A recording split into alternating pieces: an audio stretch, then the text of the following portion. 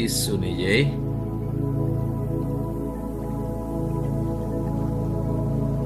આજનો સુંદર દિવસ પરમેશ્વરે આપણા જીવનમાં આપ્યો છે. પ્રભુનો પુષ્કળ આભાર માનીએ, પ્રભુની સ્તુતિ કરીએ અને પ્રભુને આપણે વિનંતી કરીએ કે પ્રભુ, રોજના રોજ જે અમે વચનો સાંભળીએ છીએ અને સમૃદ્ધિ કેળવીએ છીએ અને એની ઉપર અમારું ધ્યાન છે, તમે આવો અને અમારા આત્મા, મન અને શરીરનો કબજો લઈ લો પ્રભુ, જેથી અમે સુયોગ્ય રીતે અમારું જીવન વ્યવહાર ચલાવી શકીએ અને એક સમય અમે તમારી પાસે આવીને તમારા રાજ્યમાં સ્થાન મેળવી શકીએ. પ્રાર્થના પ્રભુ ઈસુ ખ્રિસ્ત દ્વારા કરીએ છીએ. આમેન. આજનું વાંચન ગીત શાસ્ત્ર અથવા સ્તોત્ર સંહિતા,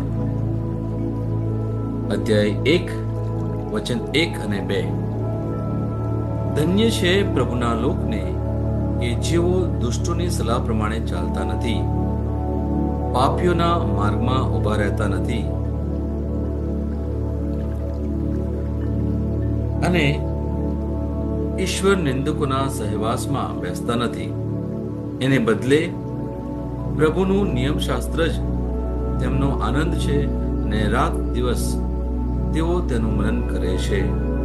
પ્રેઝ ધ લોર્ડ.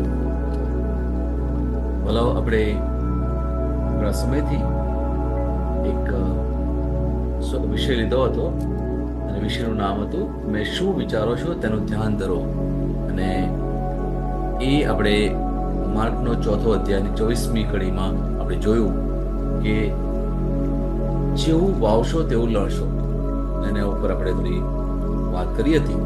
આજે જે વિષય છે એનું નામ છે વાણી પર ધ્યાન ધરો. આજનો વિષય છે એ આપણને પ્રભુ સીધે સીધી વાત કરે છે, એમાં કોઈ આડી અવડી વાત નથી, સીધે સીધી વાત છે. વાણી ઉપર ધ્યાન ધરો. આ કઈ વાણી અને શું કરવાનું એમાં, મને થોડો એના પર વાત કરવી છે કે જો આપણે એક ખ્રિસ્તી હોવાથી અને ઈસુના અનુયાયી હોવાથી ઈસુને આપણે માનીએ છીએ, પ્રભુને માનીએ છીએ કે એમણે પોતાના પુત્રને પૃથ્વી પર મોકલ્યા અને એ ઈસુએ ક્રૂસ ઉપર પોતાનું બલિદાન આપ્યું, પુષ્કળ વેદનાઓ વેઠી અને ત્રીજા દિવસે સજીવન થયા. અને એ પ્રભુમાં હું માનું છું, એ પ્રભુ દ્વારા મારી મુક્તિ થનાર છે. જ્યારે આ આપણે વિશ્વાસ કરીએ છીએ ત્યારે આપણું સદંતર જીવન બદલાઈ જાય. પણ આપણને ખબર છે કે આપણા જીવન સાથે શું થઈ રહ્યું છે. આપણે જે સમાજના છીએ ને વાલાઓ, આપણે એક ઉત્તમ ઉદાહરણ પૂરું પાડી શકીએ છીએ.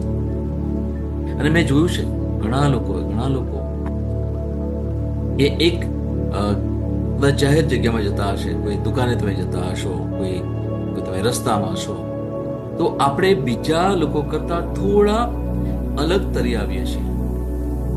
કોઈ આપણા કોઈ બાહ્ય ડ્રેસથી નથી, પણ આપણી એક સ્વભાવ, આપણી ચાલ, આપણું વર્તન, કોઈ સાથે જે પ્રકારની આપણે વાત કરીએ છીએ અજાણી વ્યક્તિ સાથે, તમે બસમાં હો, ટ્રેનમાં હો, રસ્તામાં તમે કોઈને મળ્યા હોય, કોઈ દુકાને તમે કંઈ ખરીદવા માટે ગયા હોય, કોઈ જગ્યાએ તમે અજાણી જગ્યાએ ગયા હોય, અજાણી વ્યક્તિને તમે મળતા હોય, તો સામાન્ય રીતે એક ખ્રિસ્તી બીજા લોકો કરતા એક અલગ રીતે તરી આવે છે.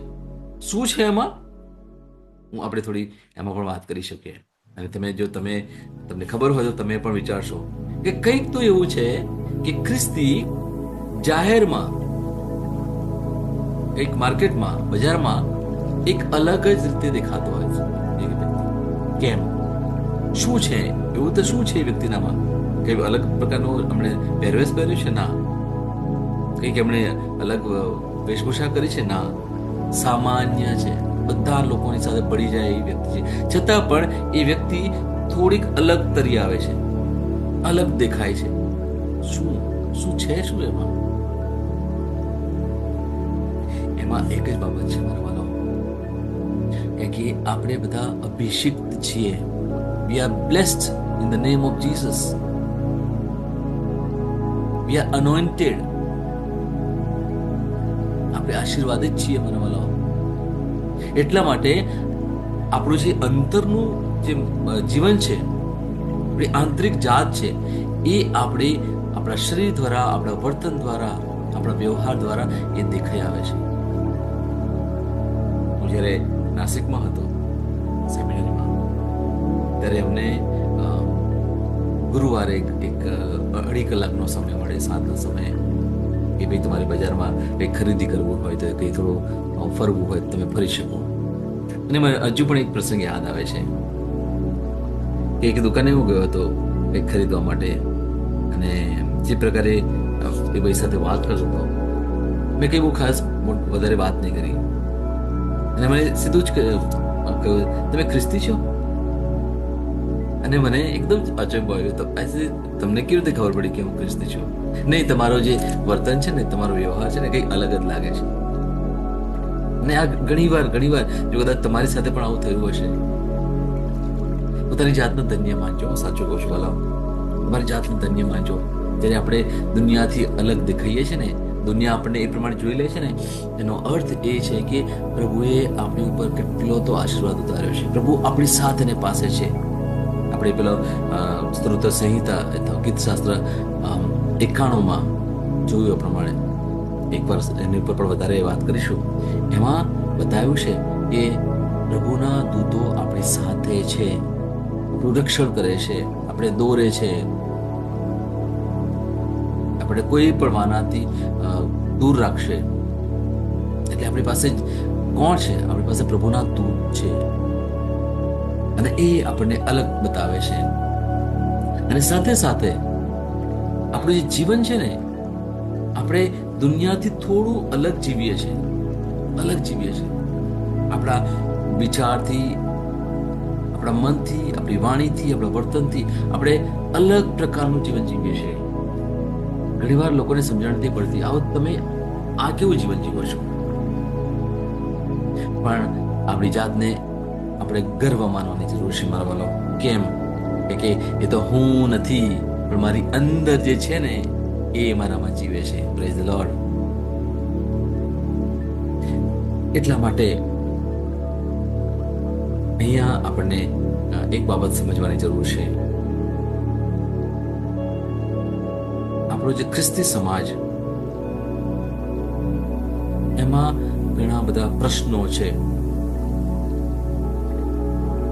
ઈર્ષા છે, અદેખાઈ છે, વેરભાવના છે, સંબંધોમાં કડવાહટ છે, અશાંત કૌટુંબિક જીવન, બીમારી, માનસિક અશાંતિ, અને એ બધું ઘણું બધું એવું આપણા સમાજમાં ઘર કરી ગયું છે.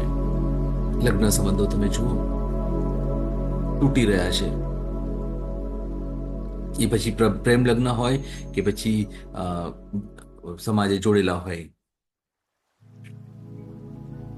શું થઈ રહ્યું છે? શું આપણે પ્રભુને માનતા નથી? આ માનીએ છીએ. શું આપણે ચર્ચમાં નથી જતા? જઈએ છીએ. શું આપણે રોષણ નથી બોલતા? કરીએ છીએ. શું આપણે પ્રભુમય જીવન નથી જીવતા? હા, અહીંયા ક્યાંક પ્રશ્ન છે. કે દુનિયાની જે રૂઢિઓ છે, દુનિયાના જે તौर તરીકા છે, દુનિયાની જે પેલી હવા છે ને, એ ક્યાંક ને ક્યાંક આપણે લાગી ગઈ છે. સાચા અર્થમાં આપણે ખ્રિસ્તી જીવન જીવવું હોય તો આપણે સાચા અર્થમાં પ્રયત્ન કરવો પડે મારા વાલાઓ. ફક્ત દુનિયાના શું કહેવાય કે જે દુનિયાવી બાબતો છે એની ઉપર જ ફક્ત આપણે આધાર ના રાખીએ. આપણી જે દુનિયા છે એ બીજી દુનિયા છે. મેં વાત કરી તે પ્રમાણે આ દુનિયામાં આપણે છીએ ખરા, પણ આપણે આ દુનિયાના નથી. ભલે આપણે આ દુનિયામાં હોઈએ, પણ આ દુનિયા આપણી નથી. આપણી દુનિયા અલગ છે. ઈસુએ પણ આ જ વાત કરી હતી, અને આપણે આ બાબત મનમાં ઠસાવી પડે. કેમ? જાતના પ્રશ્નો છે આપણા સમાજમાં, આપણા કુટુંબમાં. એનું કારણ એક જ છે મારા વાલાઓ, કે આપણે પ્રભુની વાણીના અભ્યાસમાં પ્રયત્ન નથી કર્યો. આપણે પ્રાર્થના કરીએ છીએ, આરાધના કરીએ છીએ, ચર્ચમાં જઈએ છીએ, બોધ સાંભળીએ છીએ, બાઇબલ પણ અમુક લોકો વાંચતા હશે, પણ પ્રશ્ન ક્યાં છે? આપણે ઉપરથી ઘણું બધું કરીએ છીએ.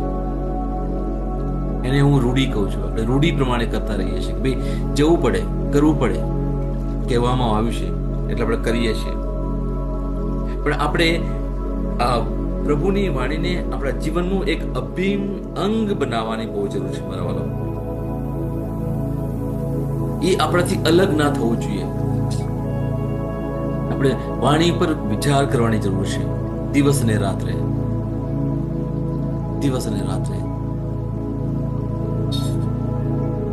મને એક વચન યાદ આવે છે, કે ભાઈ હું એ પણ વાંચું.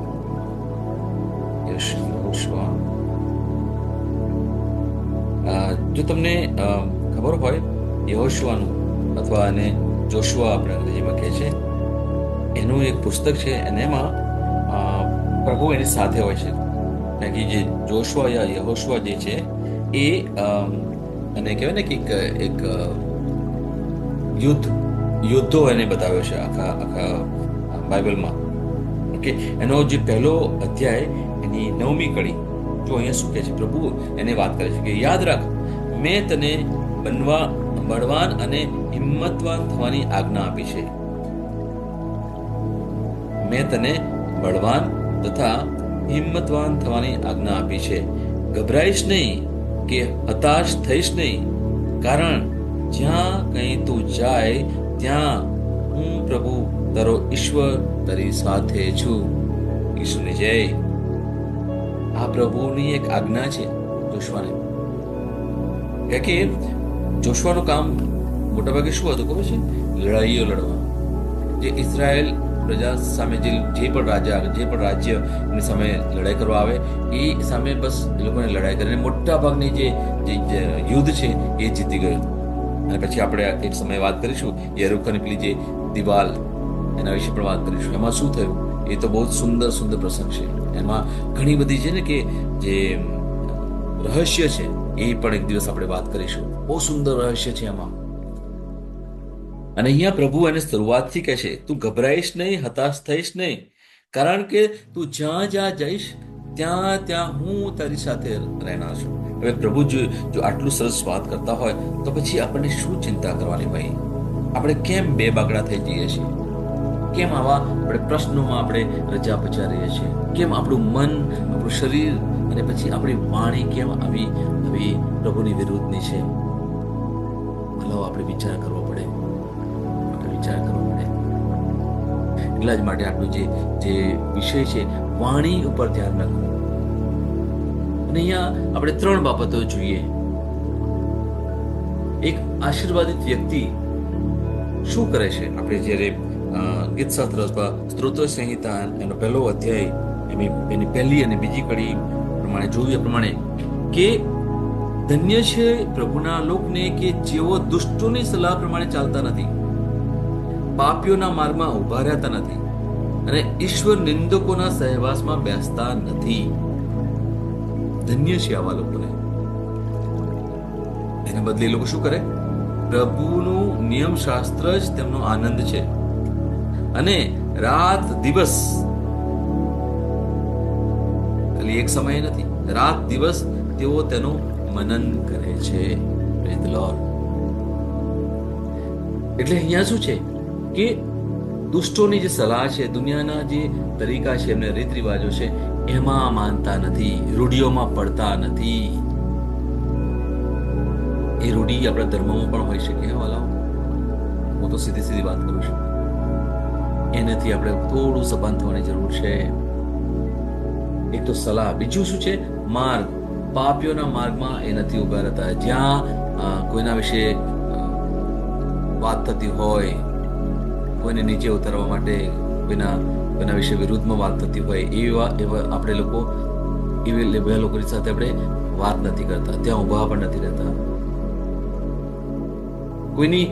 ત્રીજું છે કોઈની જ્યાં મજાક ચાલતી હોય ત્યાં એ લોકો બેસતા પણ નથી, કોઈની પણ.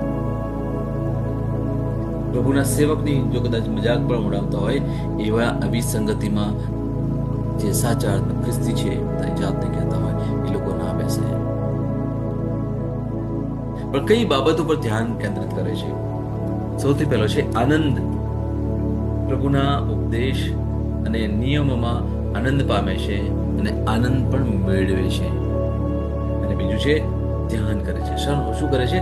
રાત દિવસ પ્રભુની વાણી, એમના શબ્દ ઉપર મનન ચિંતન કરે છે, એની પર અભ્યાસ કરે છે અને એક આદત બનાવી દે છે. એક આદત બની જાય છે. આ છે એક સાચા અર્થમાં ઈસુના અનુયાયી તરીકેનું જીવન. આપણે નીતિશાસ્ત્ર અથવા સુભાષિતોનો 4થો અધ્યાય એની 20 થી 23મી કડીમાં છે. મારા પુત્રો, મારા શબ્દ પર ધ્યાન રાખ અને મારી વાત કાને ધર. તેમને તારી નજર આગળથી દૂર થવા ના દે. તેમને તારા હૃદયના ઊંડાણમાં રાખ. એ શબ્દો તેમના સમજનારને અને માટે જીવનદાયક છે અને તેના આખા શરીર માટે આરોગ્યદાયક છે. પૂરા ખંતથી મારા મનની ચોકી રાખ, કારણ તેમાંથી જ જીવન ઉદ્ભવે છે. Praise the lord. કેટલી સુંદર વાત કરે છે પ્રભુ. આપણને આજ વાત કરે છે, મારા બેટા, મારી બેટી, મારા શબ્દ ઉપર ધ્યાન રાખવાનું અને મારી વાત તું કાને ધર અને એને તારી આંખની આગળથી દૂર ના થવા દઈશ. એને સમજવાનું છે, હૃદયથી ઊંડાણથી સમજ. આ જ તને જીવન આપશે અને તારા શરીર માટે આરોગ્યદાયક થઈ પડશે. અને આ વચનને તારા પૂરા ખંતથી અને મનથી એની રક્ષા કરજો, કારણ કે આ પ્રભુની વાણીમાં જ જીવન છે, એમાંથી જ જીવન ઉદ્ભવે છે. કેટલી સુંદર વાત કરે છે. આજે પ્રભુ આપણને એક નવી વાત અથવા આપણને યાદ દેવડાવે છે કે પ્રભુની વાણીમાં જ જીવન છે, બીજું કોઈ જીવન સાચું નથી. અને એની સાથે મારે તમને એ પણ વાત કરી છે કે ઉદ્ધાર પામવો હોય ને, મુક્તિ મેળવવી હોય તો દુનિયાની કોઈ બાબત તમને મુક્તિ ના મેળવી આપે. એક જ બાબત, એક જ બાબત, એક જ વ્યક્તિ, એ છે આપણા ખ્રિસ્ત ઈસુ. એમનું દુઃખ, એમની વેદનાઓ, એમનું ક્રૂસ પર મરવું, એમનું લોહી વેવડાવવું આપણા માટે, અને ત્રીજા દિવસે એમનું સજીવન થવું, અને આ બાબતો પર આપણે વિશ્વાસ કરીએ છીએ, એ જ આપણને મુક્તિ આપે, એ આપણને નવજીવન આપે. એ વગર કોઈ વ્યક્તિ આખી દુનિયામાં આપણને મુક્તિ આપવા માટે સક્ષમ નથી. એટલે આખી દુનિયાએ પ્રભુના ચરણે આવવું પડે, આખી દુનિયાએ. અને પ્રભુ બાઇબલમાં અહીંયા વાત કર્યું, જ્યાં સુધી આ દુનિયાના બધા લોકો સાચા પ્રભુને નહીં ઓળખે ત્યાં સુધી દુનિયાનો અંત પણ નહીં આવે. બહુ જ ગંભીર બાબત છે. અને આપણને તો કહેવાય ને કે હાથો હાથ આ વરદાન મળ્યું છે. સામેથી ચાલીને પ્રભુએ આવીને આપણને સમજાવ્યું છે ને આપણને કહ્યું છે કે હું પ્રભુ છું, તમે એમાં માનો, મારા પુત્રમાં તમે માનો, બીજી કોઈ બાબતમાં નહીં માનવાનું. મારા વાલાઓ, પ્લીઝ મહેરબાની કરીને આજે તમને કહું છું, બીજી કોઈ પણ બાબતમાં નથી માનવાનું. ફક્ત ને ફક્ત એ યોહાનનો 3 અધ્યાય અને 16મી કડી, જો તમારી ઈચ્છા હોય તમે એને બાઇબલ ખોલીને વાંચો. સંત યોહાનનો 3 અધ્યાય અને 16મી કડી, જોન 3:16 આપણે કહીએ છીએ. તમે વારે વારે વાંચો, તમને સાચા ખબર પડશે. પરમેશ્વરે આપણને કેટલો તો પ્રેમ કર્યો અને એમણે પછી શું કર્યું આપણા માટે અને શું ઈચ્છે છે આપણી માટે.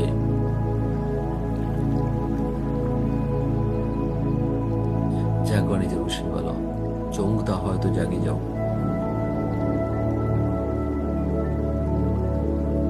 આપણા પ્રભુને કહેવાય ને કે બહુ સામાન્ય રીતે લઈ ના શકાય.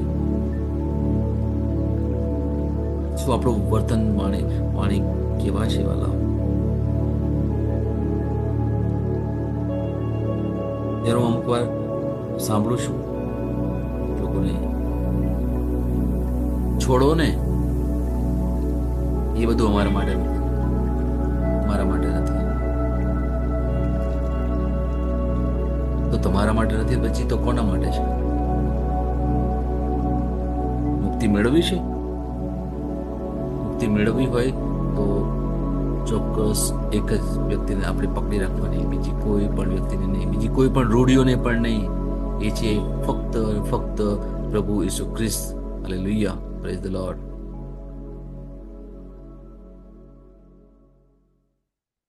જ્યાં સુધી આપણે આ બાબત ઉપર સભાન નહીં થઈએ ત્યાં સુધી જીવન અસ્વસ્થ રહેવાનું. એટલે ફક્ત ને ફક્ત વચન ઉપર ધ્યાન રાખીએ, એની ઉપર આપણે મનન ચિંતન કરવાનું છે અને ત્યારબાદ એ સંદેશને આપણા જીવનમાં ઉતારવાનો છે અને એ પ્રમાણે આપણે કાર્ય કરવાનું છે. સંદેશને આપણે જીવનમાં ઉતારવાનો છે અને એ પ્રમાણે કાર્ય કરવાનું છે. જ્યારે એ પ્રમાણે આપણે કહેવાય ને કે ગંભીરતાથી એ પ્રમાણે કરીએ છીએ ત્યારે આપણા વિચાર બદલાય છે, આપણી બોલી બદલાય છે અને આપણા કાર્ય પણ બદલાય છે. અને જ્યારે આ પ્રકારે એક થાય છે ત્યારે શું થાય છે? એની સાથે સાથે બદલાણ શું થાય છે? આપણી ચિંતા, આપણો ડર, નિરાશા, ગુસ્સો બધું ધીરે ધીરે જતું રહે છે. ને એના માટે પ્રયત્ન તો કરવો જ પડશે મારા વાલો. તો જ આપણને સાચું જ્ઞાન મળે, સાચું ડાપણ મળે. મેં ઘણા લોકોને જોયા છે, મેં પણ ઘણી વાર કરીએ છીએ. જ્યારે પણ મેં બાઇબલ અભ્યાસ માટે જતા હોય અથવા અમે ચર્ચમાં જતા હોય ત્યારે અમે નોટબુક લઈ જઈએ છીએ, પેન લઈ જઈએ છીએ. અને શું કરીએ? ત્યાં અમે લખી દઈએ છીએ શું ત્યાં પ્રવચન મળે છે, શું બોધ મળે છે, ખરેખર લખી દઈએ છીએ. ત્યાં અમે અમુક વાર બાઇબલ હોય તો બાઇબલ, ને તો પછી મોબાઈલમાં બાઇબલ ખોલીને પણ વચન શું છે એ પણ જોઈ લઈએ છીએ. આ પ્રયત્ન કરવાની જરૂર છે બાળકો. અત્યાર સુધી આપણે બહુ જ કહેવાય ને કે બહુ જ પ્રભુને આપણે બહુ જ કેજ્યુઅલી કહેવાય ને કે એકદમ ગૌણ રીતે લીધા છે. તેથી શું ઘણી વાર આપણા મગજમાં આવી બધી વૃત્તિઓ પડેલી છે. આપણે તો કે સ્વર્ગમાં જ જવાના છે, આપણે ખ્રિસ્તી તરીકે ઈસુ માનીએ છીએ, સ્વર્ગમાં જ જવાના છે. ના ભલાઓ, પ્લીઝ સમજવાની બહુ જરૂર છે. એક ધર્મને અનુસરવો અને ધાર્મિક થવું એ બંને બાબતો અલગ છે વાલાઓ. એક ખ્રિસ્તી હોવું અને ઈસુને ઓળખવું આ બંને બાબતો અલગ છે. ખ્રિસ્તી તો છું, હું શું ઈશુને ઓળખું છું? ઈશુ વિશે મને ઘણી બધી વાર્તાઓ ખબર છે, પણ શું હું ઈશુને ઓળખું છું? આ પ્રશ્ન આજે મારી જાતને પૂછવો પડે. મારી જાતને આજે પ્રશ્ન કરવાનો છે. હું સાચા પ્રભુને ઓળખું છું મારા વાલાઓ? મારી તો હમણાં શરૂઆત થઈ છે અને જો ખબર પણ નથી પડતી.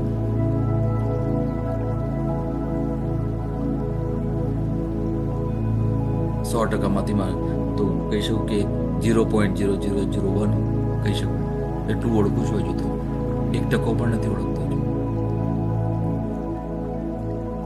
અને છતાં પણ આપણે આપણું જીવન કેવું રીતે લઈએ છીએ? ચાલે છે, બધું ચાલે છે. ખાવા પીવાનું મળે છે ને, ઘર છે ને, બધું છે. પ્રભુની શું જરૂર? આવી પણ એક મનોવૃત્તિ આપણી જો હોય મનમાં, તો આજે આપણે સભાન થવાની જરૂર છે વાલાઓ. આજે સભાન થવાની જરૂર છે.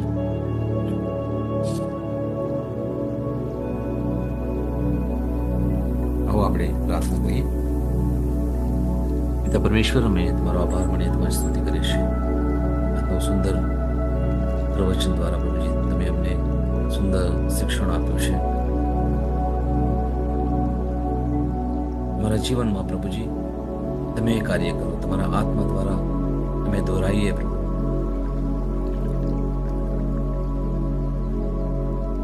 તમારા પુત્ર ઈસુ દ્વારા જે કંઈ ઉપદેશ અમને મળ્યો છે, એમના જીવન દ્વારા અમને જે કંઈ શીખવાનું મળ્યું છે પ્રભુ, એ અમે સમજીએ પ્રભુ. આ બાઇબલના વચનો પ્રભુ જ્યારે અમે વાંચીએ છીએ ત્યારે એની અંદરનો જે ગૂઢાર્થ છે પ્રભુ, એને અમે સમજીએ પ્રભુ. એવું મન તમે અમને આપો. અમારામાં પડેલી દુર્વૃત્તિઓને પ્રભુ તમે બહાર કાઢી નાખો પ્રભુજી. અમારે તમને ઓળખવા છે પ્રભુજી સાચા અર્થ. અમારા જે અહમ છે, અભિમાન છે પ્રભુ, એ સર્વને તમે દૂર કરો પ્રભુ. તમારા પવિત્ર આત્મા દ્વારા અમને નવી સમજણ આપો પ્રભુજી. એ પ્રભુ તમારા પુત્ર ઈસુએ જે લોહી વેવડાવ્યું હતું ક્રુસ પર, એ લોહી દ્વારા તમે અમને શુદ્ધ કરો પ્રભુજી, જેથી અમે સાચા અર્થમાં પ્રભુના અનુયાયીઓ થઈ શકીએ પ્રભુજી. પ્રાર્થના અમારા પ્રભુ ઈસુ ખ્રિસ્ત દ્વારા કરીએ છીએ. આમેન, આમેન અને આમેન. આવો આપણે પ્રભુના વચનને ઘોષણા કરીએ. તમે એ રીતે બોલો કે અર્થપૂર્ણ રહે. 17મો દિવસ, વિશ્વાસ ઘોષણા. હું ઘોષણા કરું છું કે હું મારા વિશ્વાસ પાછળ કાર્ય કરું છું. ઈશ્વરે મારા હૃદયમાં જે મૂક્યું છે તે તરફ આગળ વધવા માટે હું હિંમતભર પગલાં લઈને મારી શ્રદ્ધા દર્શાવું છું. મારી શ્રદ્ધા મારા કાર્યમાં જોવા મળે છે. પ્રભુ મારો વિશ્વાસ જુએ છે. તે તેમના અદ્ભુત વચનો મને અનંતકાળ માટે આપે છે. આ મારી ઘોષણા છે. દૈવી સ્વાસ્થ્ય કબૂલાત. હું માંદગી અને રોગ પર શાસન કરું છું. હું શુભ સંદેશના આશીર્વાદની સંપૂર્ણતામાં જીવું છું અને હું સુંદરતા, સન્માન અને દૈવી સમૃદ્ધિમાં આનંદ કરું છું. મારા વિશ્વાસથી ભરપૂર કબૂલાત દ્વારા મારા સ્વાસ્થ્ય અને સુખાકારી વિશે પ્રભુની ઈચ્છા આજે અને હંમેશા સ્થાપિત છે. ઈશ્વરનો મહિમા. આમેન. હું જે પણ ઈસુના નામ પર બોલું તે થશે જ. હું મજબૂત છું, હું તંદુરસ્ત છું, હું ધન્ય છું, હું સમૃદ્ધ છું, હું શક્તિશાળી છું, હું અભિષિક્ત છું, હું મુક્ત છું, હું પ્રભુનો વિશ્વાસી છું, હું પ્રભુ અને મનુષ્ય દ્વારા પ્રિય છું. હું જે જોઉં છું તે નથી બોલતો, પણ જે જોવા માંગુ છું તે બોલું છું. હું એક અવિભાજ્ય બીજ છું. હું મારા પ્રભુના ઘરમાં સારી જમીન પર રોપાયો છું. હું મારા ઈશ્વરની વાડીમાં નારિયેળના ઝાડની જેમ ફૂલું ફાલું છું. હું ખરા સમયમાં મબલક પાક આપું છું. હું પ્રભુમાં તાજા લીલા વૃક્ષો જેવો છું. હું વૃદ્ધાવસ્થામાં પણ ફળદાયક રહીશ. મારા પાન કદી નહીં કરમાય. હું જે પણ પ્રભુ ઈસુના નામમાં કામ કરીશ તેમાં સફળ થઈશ. ઈસુના નામમાં વસ્તુઓ હંમેશા મારા માટે કામ કરી રહી છે. ખ્રિસ્ત ઈસુમાં દરેક આત્મિક આશીર્વાદ મેળવનાર છું. મારા મનને ખ્રિસ્તના મન જેવું સંપૂર્ણ થવાનું કહું છું અને તેને નિર્દેશ આપું છું કે તે પ્રભુના વચનો દ્વારા ચાલે. હું મારા રજ્જુ અને ચિતાને જીવનની વાત કરું છું. મારા સ્નાયુઓ અને અસ્થિબંધન માટે તાકાત બોલું છું. મારા હૃદય સાથે જીવન શક્તિની વાત કરું છું. હું સામાન્ય શ્વાસની પ્રક્રિયા જાળવવા માટે મારા ફેફસા અને પેશીઓ સાથે વાત કરું છું. હું મારી કિડની, યકૃત અને સ્વાદુપિંડને સંપૂર્ણ સ્વાસ્થ્ય અર્પું છું. મારા લોહીના દરેક કોષમાં જીવન છે. મારા હાડકાં, સાંધા અને નાજુક અસ્થિઓ